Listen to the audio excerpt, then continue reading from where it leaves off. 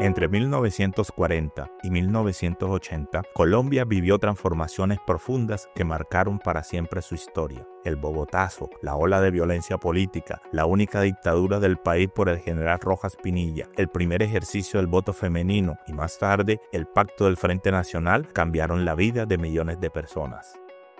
Este periodo, con sus luces y sombras, moldeó nuestra historia colectiva y en medio de la incertidumbre emergieron nuevas voces.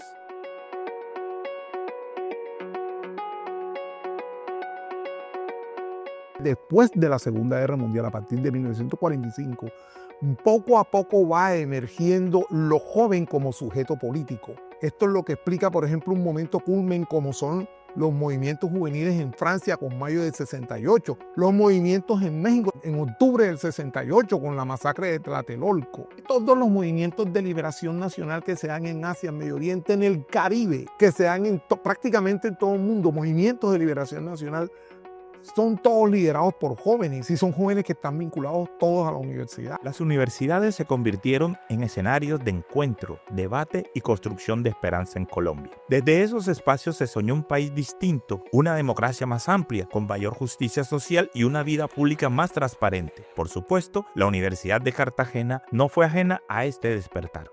Esta era una universidad pequeña en el sentido de que solamente tenía sede en el claustro de San Agustín y presencia también de medicina en lo que hoy en lo que era el Hospital Santa Clara. Era una universidad muy política. Es una universidad que va a responder a esos desafíos de la sociedad y va a responder en esa década de los años 40 a 1980 a partir de la construcción o más bien el fortalecimiento de su identidad institucional y la construcción de cierto sentido de pertenencia.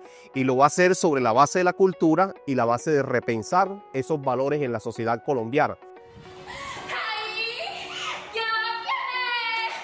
A través de la cultura, de las artes y de la fuerza de la palabra, se exploraron otras formas de ser tanto a nivel individual como a nivel colectivo.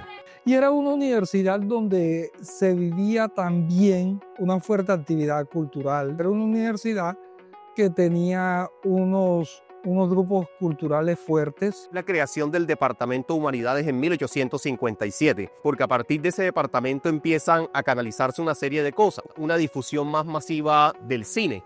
En la universidad había premiado mucho en el siglo XIX el teatro, pero estos profesores empiezan a pensar en los cineclubes en la universidad, empiezan a desarrollar una serie de obras artísticas y empiezan a pensar el concepto de la universidad no solamente a partir de los espacios de clase y de los saberes, sino su materialización en este tipo de práctica. Entre todas esas expresiones culturales, el cineclubismo marcó de manera especial la vida universitaria. En Cartagena, el primer cineclub que se funda, lo funda don Víctor Nieto en el año 1950.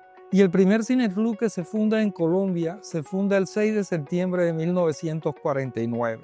Y ya don Víctor Nieto, menos de un año después de eso, crea su cineclub Cartagena. Ya había cineclub en la universidad a partir de los 60.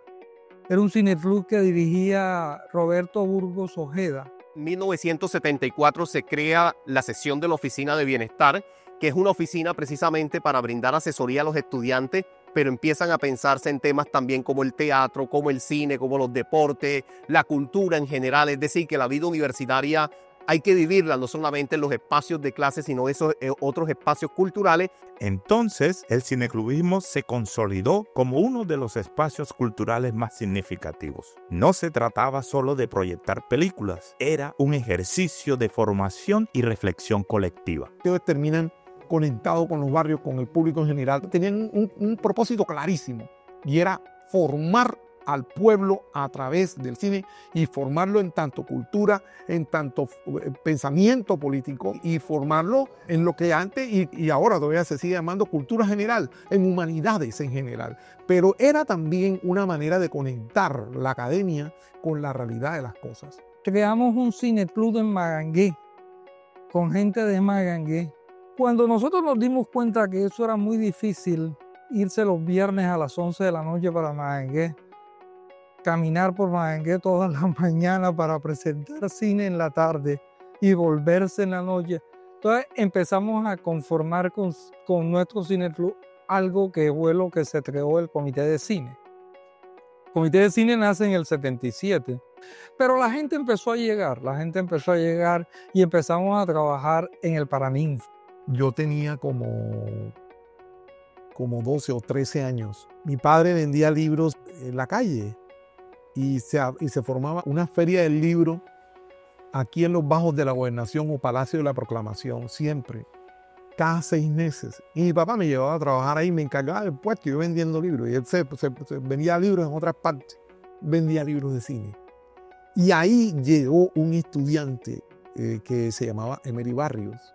Me acuerdo una vez que por cuenta de Emery, y hablando alrededor de los libros, que si los fiaba, que si hablaba con mi papá, que si no sé qué, escuché de un cineclub, yo no sabía qué era eso, estaba muy pequeño, y él me trajo aquí. Tenían un proyector de 16 milímetros en el Paraninfo.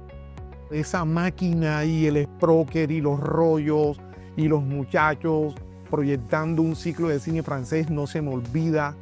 Y eso me pareció fascinante. Pasar por las aulas de la Universidad de Cartagena es una experiencia a término fijo, digamos. Sin embargo, ser UDCista es un privilegio que acompaña toda la vida. Es llevar consigo un compromiso, una huella y un sentimiento profundo de pertenencia. Lo que caracteriza estos años de 1940 a 1980 fue el fortalecimiento de la identidad institucional y la construcción de un sentido de pertenencia en la universidad sobre la base de unos valores tradicionales, pero sobre la base también de repensar la universidad a la luz del contexto político y cultural que estaba viviendo la sociedad colombiana. O sea, yo fui jefe de actividades culturales 12 años. 12 o no, un poco más, y después fui director de publicaciones. O sea, la universidad para mí es todo. Lo que soy se lo debo a la universidad. Esa huella personal es parte de la memoria colectiva de una institución que, a lo largo de su historia, ha formado generaciones y sigue proyectándose hacia el futuro. Felicitar a tu universidad porque va a cumplir 200 años, pero además esperar que cumpla otro tanto, porque la educación es la única actividad, la única cosa que puede cerrar brechas en este país.